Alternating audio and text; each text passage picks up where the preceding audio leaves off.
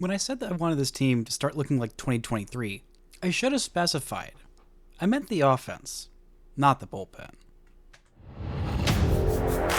You are Locked On Rangers, your daily Texas Rangers podcast. Part of the Locked On Podcast Network, your team every day.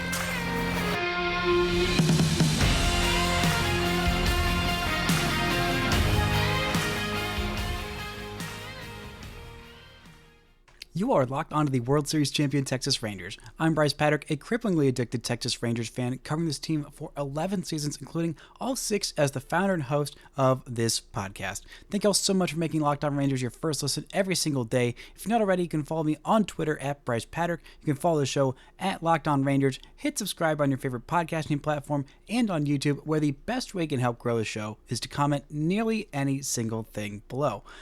Now, before we get into this bullpen blowing it yet again, another good start from Tyler Mahle and Corey Seager trying to save this offense all by himself. Today's episode is brought to you by FanDuel. Make every moment more. This summer, FanDuel is hooking up all customers with a boost or bonus daily. That's right, there's something for everyone, every day, all summer long. Visit FanDuel.com to get started, /LockedOn to get started.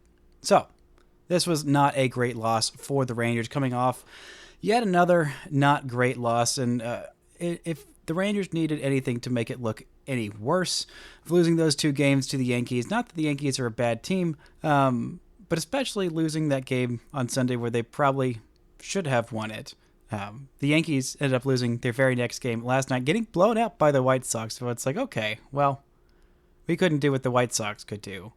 Thankfully, most of that involves losing 21 straight games in a row, but also apparently it means beating the brains out of the Yankees. Go figure. But this game was not won and lost by the starting pitching or the lineup. This was definitely lost by the bullpen. Something we haven't really said much of this year. Thankfully, the Rangers have found other ways to lose. They have found creative ways. They have found mostly offensive drought kind of ways to lose baseball games in the year of our Lord 2024. But this time, even though the offense wasn't great and definitely could have been better and probably should have been, I mean, 2 for 10 with runners in scoring position, with granted one of those hits being a Corey Seager home run because he does a lot of that as of late. But really, this game was lost in a crucial moment by Andrew Chafin, the Rangers' second biggest acquisition at the trade deadline. Carson Kelly, I'll get more to him in a little bit, who seems to be, or probably should be, the everyday starting catcher with Jonah Heim's just complete fall off this year. But Chafin came in a high leverage situation. Mahle had pitched well in this game, only giving up the 1 run, able to work out of traffic every once in a while. But in this 5th inning, Chafin comes in and he faces 4 hitters. And he walks all 4 of those hitters, including walking in a pair of runs with the bases loaded. A couple of those were intentional walks. He faces off against Rafael Devers, who had gotten him for a home run when the 2 sides played in Arlington about a week ago. Less than a week and a half ago, however long time it was ago, whatever. But he also had gotten him to line out in a crucial spot earlier in that series, or I guess later in that series. So 1 for 2 with the home run against him, and he faces off against Devers with a couple of runners on, and he ends up throwing 3 straight balls, and instead of trying to throw a strike down the middle and let Rafi Devers crush it, he instead decides to intentionally walk him. All 3 of those pitches were in the dirt, not particularly close, so the intentional walk to by far their best hitter, one of the best hitters in baseball, fine.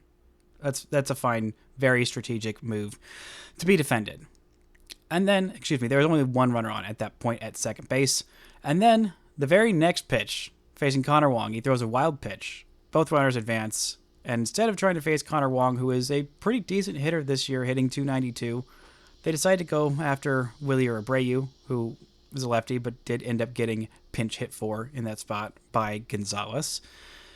And that first pitch, wild pitch, intentional walk, bases loaded, 2 outs. So close to getting out of it. Okay, fine. He has thrown 4 pitches at this point.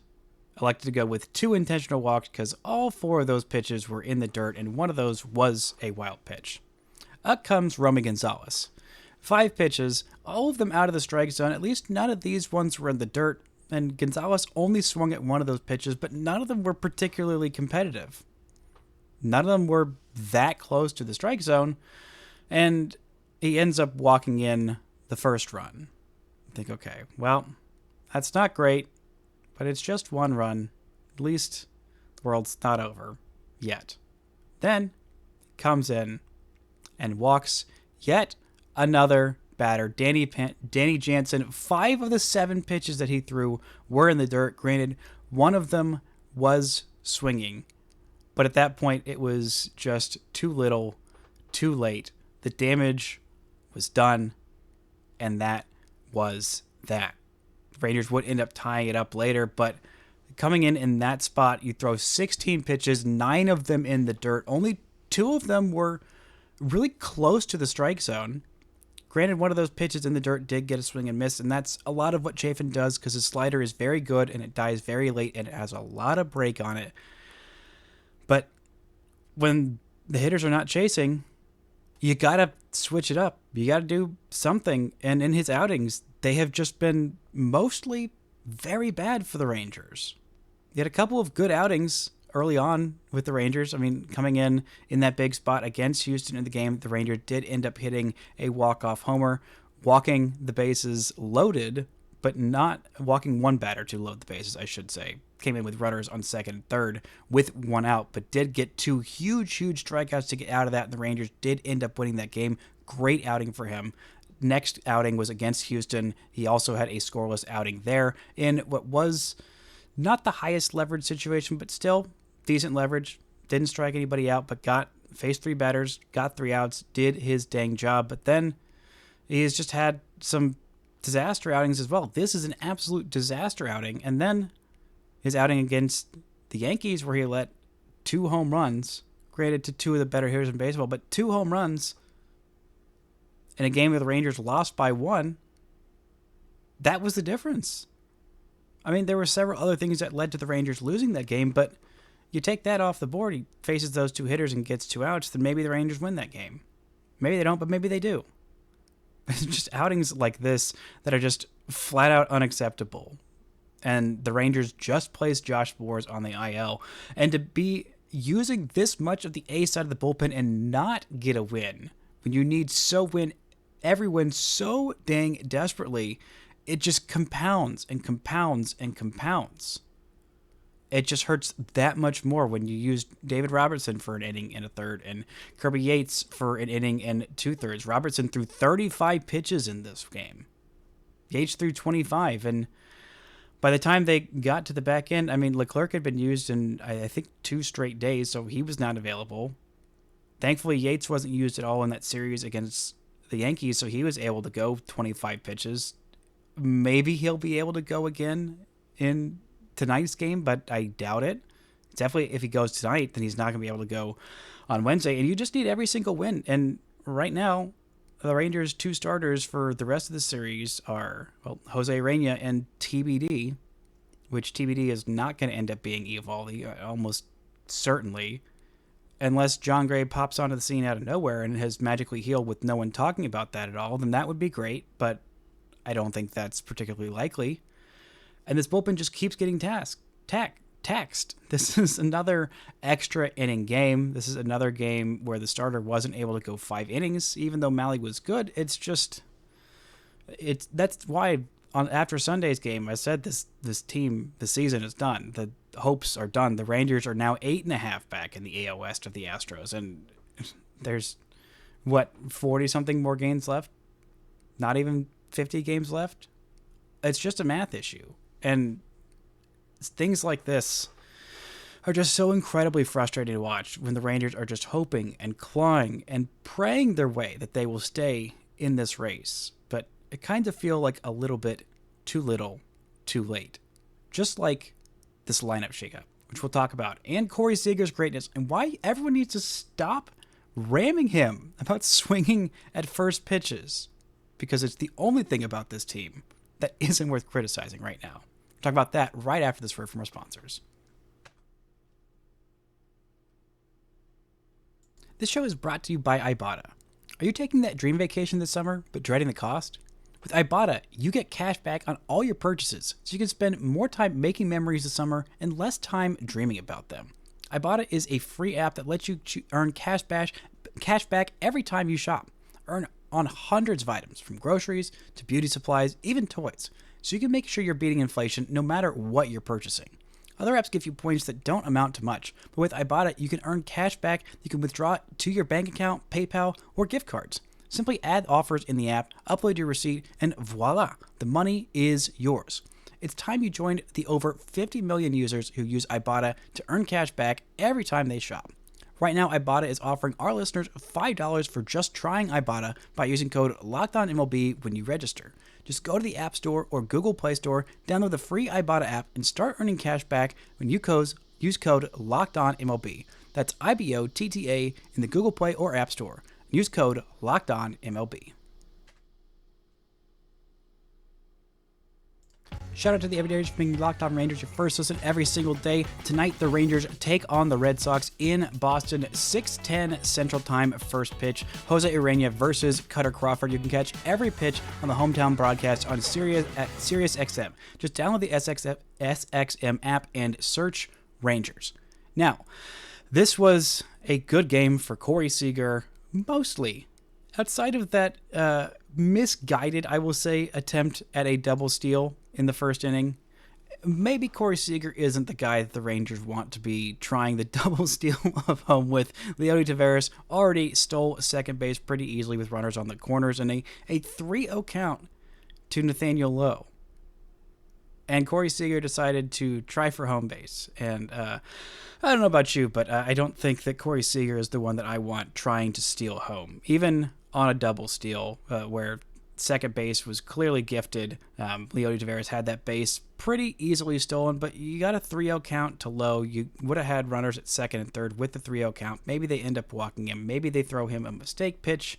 But Seager is not exactly the most fleet of foot, and especially given his history with hamstring injuries, I really don't want that man running pretty much at all, at least not on the base paths trying to steal bases. Now, turning a single into a double in a big spot, yes. Turning a double into a triple, I don't know how many times he's going to be doing that outside of, fields with funky dimensions or fielders falling down or taking horrible routes.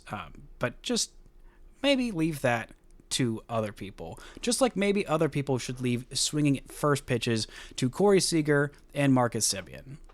And I've had this fight quite a bit on Twitter with multiple fans, especially it was prevalent today, given that the Boston bullpen had been worked quite a bit.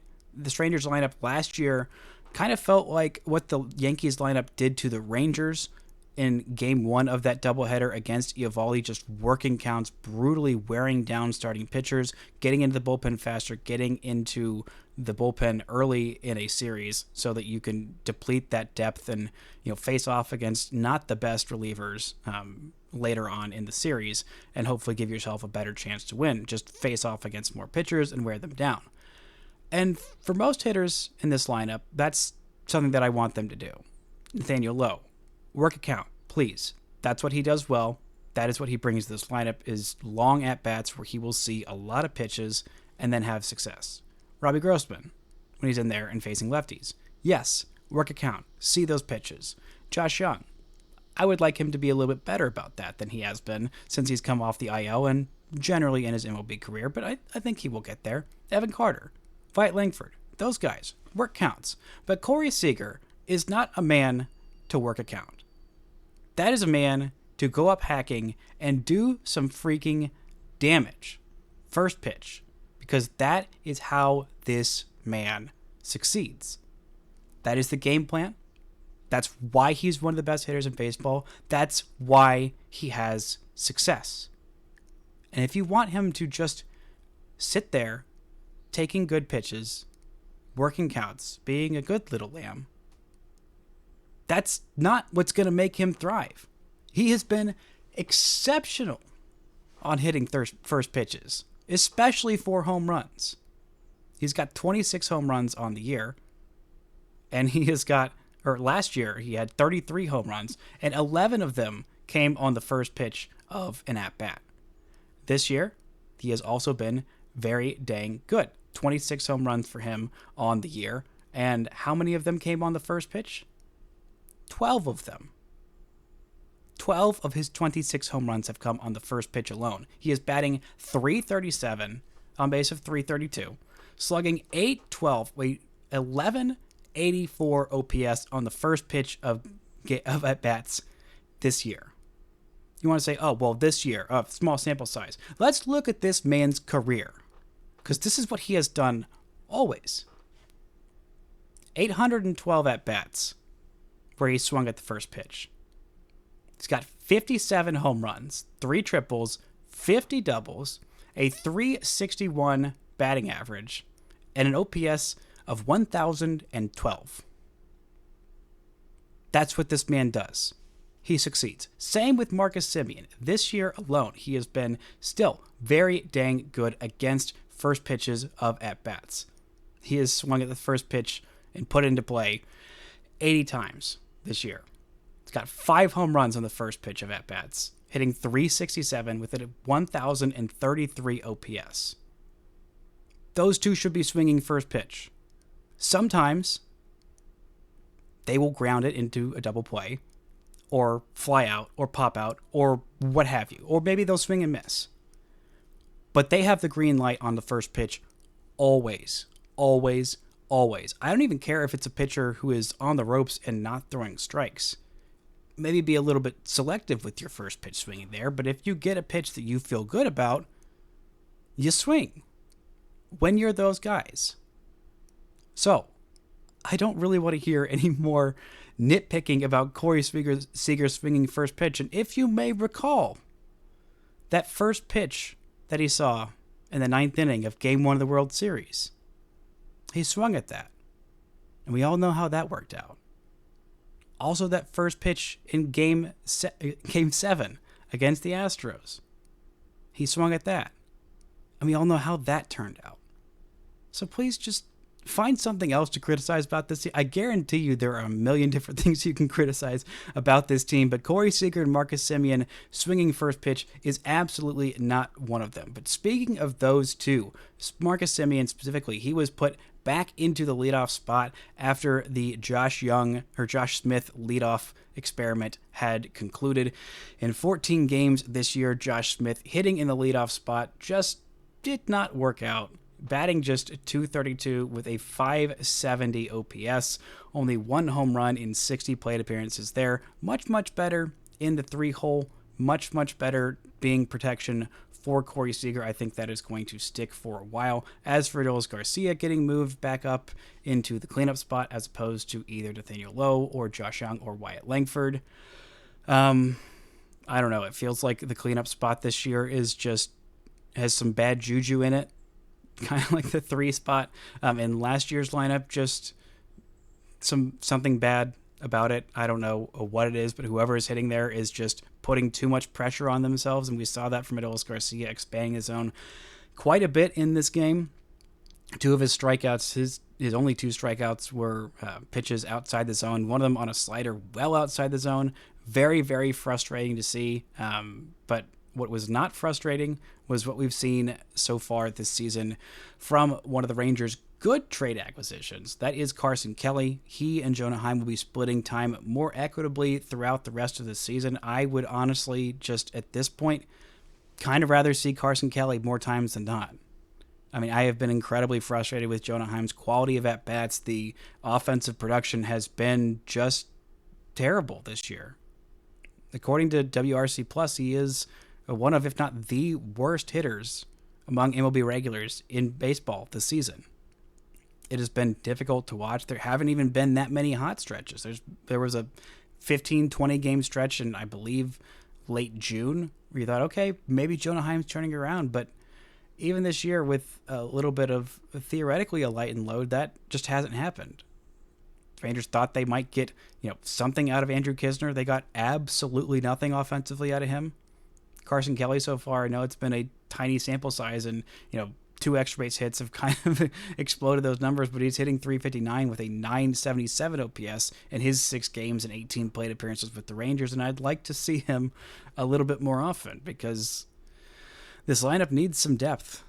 It needs some bite. It needs something, and so far it's just not getting that from Jonah Heim, and it makes you question what the Rangers' long-term strategy is, if this is just a down year from Jonah Heim, or if last year was just kind of an outlier out of nowhere. I mean, it felt like it a little bit. There were signs and, some kind of signs of life offensively that he had to pop. He had, decent decision making, and the raw power has always been there.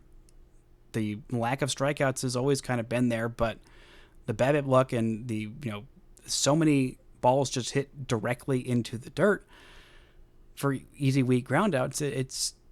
It kind of feels like last year might have been the anomaly, but I don't know.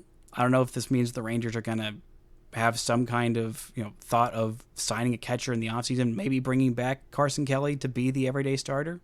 I don't know. Both of them are 29 this season, so I don't know how many more very good offensive seasons Carson Kelly has. I'm hoping that Jonah Heim can just bounce back. I'm hoping that this entire offense can bounce back next year, but I'm not entirely sure. It's just a frustrating place to be and a frustrating loss for the Rangers. But they did get some good news on Monday about their ace, Jacob DeGrom, who pitched one day earlier than I thought and might be coming back faster than I talked about yesterday. We'll get into that, and some concerns about Chris Young being a free agent at the end of this year, right after this word from our sponsors. This show is brought to you by FanDuel. This summer, FanDuel is hooking up all customers with a boost or bonus daily. That's right, there's something for everyone, every day, all summer long. If you want to bet on the AL MVP right now, Aaron Judge is by far the favorite at minus 1,500. Or if you're thinking, seeing this Red Sox team that, Rafael Devers has got what it takes. Right now, he is the 6th favorite at plus 20,000. Right now, Wyatt Langford is no longer the favorite for AL Rookie of the Year. Right now, he is the 6th favorite at plus 3,500 behind Colton Cowser, who is the favorite, Luis Gil, Austin Wells, Ceddanne Rafaela, and Wilyer Abreu. All of these AL East guys. Maybe Wyatt Langford is going to turn it on, or maybe you're going to say, I think Chris Sale is going to be the comeback player of the year in the National League right now, minus 1,050, the favorite for the National League comeback player of the year. So head over to FanDuel.com and start making the most out of your summer. FanDuel, official sports betting partner of Major League Baseball. Get supplies from the site that's made for the skilled trades, SupplyHouse.com. SupplyHouse.com is the reliable way to order plumbing, HVAC, and electrical products online. Their easy-to-use website is packed with helpful resources and the latest product info to help you get the job done right. Shop a complete inventory of over 200,000 parts from over 400 top brands and get your order delivered right to your door with fast shipping from coast to coast. Need help with an order? Get expert support and industry-leading service from the friendliest folks in the business, and talk to a real person every time. Pros in the skilled trades can get a competitive edge by joining SupplyHouse.com's free Trade Master program. Every Trade Master gets access to a dedicated phone line, free shipping, and discounts on every order. Join the thousands of trade pros already benefiting from their free membership at SupplyHouse.com/TM and order plumbing, HVAC, and electrical supplies from anywhere with just a few clicks at SupplyHouse.com. Now, before yesterday's game, the Rangers did get some big news from their ace, Jacob DeGrom, throwing another live bullpen after his second after throwing on Thursday back at Arlington, this time on the field at Fenway against Rangers hitters, mainly Travis Jankowski, who was trying to spread the rumor that he may have hit a home run against him. Alas, that did not happen, and he said, well, Jacob DeGrom looked like very much the guy who the Rangers signed to be the best pitcher in the world when he is healthy. He is getting closer to being healthy again. He threw 2 simulated innings of work, throwing all of pitches again, throwing 40, I believe, total pitches. He's going to throw again on Friday, and then after that, the Rangers will reevaluate him and see if he is ready for a rehab assignment and where that will be exactly. Not entirely sure. hoping that it is going to be in Frisco so I could go out there and see it. If not, I'm actually, as soon as that is announced, if it's going to be in Round Rock, I'm trying to see what I can do to get out there to Round Rock, to go watch this rehab start and see it in person, because it has been so dang long since Jacob DeGrom was pitching on a mound for the Rangers. But it's good news, because initially it seemed like he wasn't going to throw another bullpen until Tuesday or Wednesday.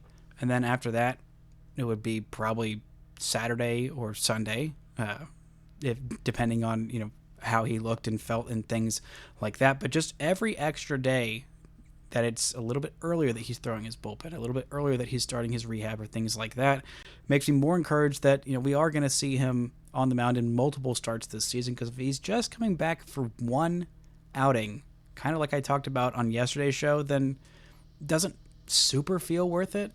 Maybe it will be. And I think that his timeline's going to be a little bit different than Mally's. Obviously, they got surgery on different days. I believe DeGrom was maybe 2-3 weeks, maybe a month after when Mally ended up getting his surgery by the same doctor. Obviously, everyone recovers at a different rate. DeGrom is, I believe, 5 or 6 years older than Mally, so that recovery does take a little bit extra. I don't think this was Mally's second TJ surgery or elbow reconstruction surgery, whatever the technical term is, like it was for DeGrom. So all of those are factors as well. But I also don't think that the Rangers are going to wait to build him up as much as they did for Mally. I don't think they're going to use as many of his starts on the rehab level, waiting till he is built up to 75, 80 pitches or what have you to get him on a major league mound. I think he might be at 60 or 70 by the time the Rangers say, okay, if you're at that level and you feel healthy, you feel comfortable, you feel like you have the command, which he did say he felt like he has velocity, which the first couple of pitches were 98, 99 as he was sitting for that whole bullpen, which is Jacob DeGrom. That's the guy the Rangers signed. That's the guy the Rangers need next year. If that's the case, then I wouldn't be surprised if they brought him out a little bit earlier. Not that he wouldn't be ready, but he wouldn't be fully built up to, what you would want a guy in midseason form to be. That takes time anyway, but just getting him back out on the hill, I think would be good for him overall, would be good for this team, saying, oh yeah, remember this guy? He's still here. And I still can't believe the fact that the Rangers won a World Series while that guy was on the shelf. Like, it boggles my mind that that's how that happened. The Rangers had postseason aces of Jordan Montgomery and Nathan Eovaldi, and one of those was predictable, and one of those, not particularly, but still, it takes so many random things going right for the Rangers to win a World Series, and obviously those things very much did go right last year, but they also made a lot of smart moves with a very, very smart GM, Pobo, President of Baseball Operations. I think his title is just technically GM, but Chris Young is technically a free agent at the end of this year.